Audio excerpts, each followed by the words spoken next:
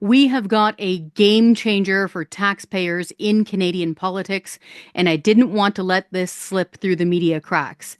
Conservative Party leader Pierre Poilievre is now promising to get rid of all carbon taxes. So, the consumer carbon tax that you typically see on your home heating bill for things like natural gas and propane, and this is the big one. The industrial carbon tax is going to be gone too.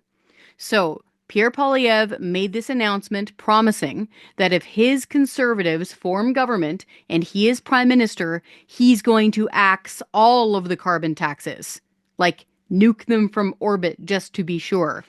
Franco Terrazzano and I, with the Canadian Taxpayers Federation, we wrote an article about this in the Toronto Sun newspaper chain.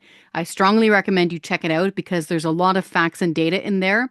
Suffice to say, this is a really big deal for three reasons. One, because the industrial carbon tax is costing you a lot of money. You just can't see it. So when the federal government nails industry with a carbon tax, things like fuel refineries will pass that cost on down to you when you're purchasing gasoline and diesel. They're not just going to eat the cost of carbon taxes. You just can't see them. Same thing goes for things like fertilizer plants. If fertilizer plants are hit with industrial carbon taxes, they increase their cost of their fertilizer, which increases the costs to farmers, which increases the cost of your food. The second reason why this is such a big deal is because eliminating all carbon taxes, eliminating the industrial carbon tax, takes away hidey holes for politicians to hide carbon tax costs on you. And that is what the current Prime Minister, Mark Carney, has said he is going to do. He has said so when he announced his plan to reduce the consumer carbon tax down to zero. And if he does follow through on that and it actually happens, that's good because it'll save you about $20 every time you're filling up a pickup truck. It'll save you about $400 every time you're heating your home for the winter for the entire year. But here's the catch. The devil is in the details with this announcement. And this announcement has got split hooves and big horns. Okay, you got to listen to this part. Carney has said he's not axing the tax. He's changing the tax. How is he going to change it? He says he's going to shove the consumer carbon tax into the industrial carbon tax, which means you're still paying for it. This is why this is a game changer, because it will save you money right away to get rid of the industrial carbon tax, which is good.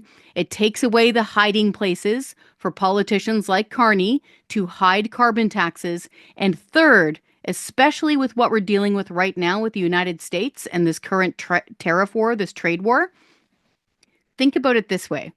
If you're a manufacturer, if you're an industry, picture an aluminum plant, or a steel mill, or a fertilizer plant, and you're getting nailed with huge industrial carbon taxes for the sin of employing people and doing business in Canada, how tempting is it to move to the United States right now?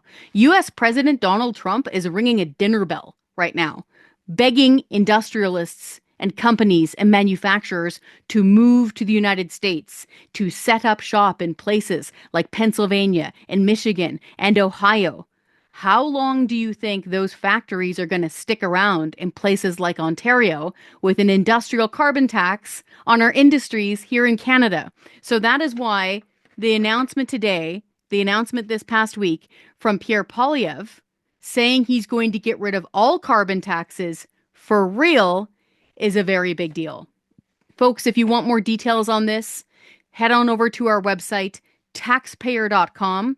If you want to help us fight carbon taxes and get them really gone for real, sign the petition to scrap all carbon taxes, including hidden carbon taxes. That's how you can join the tax fighter army, and that's how you can stand up and be heard.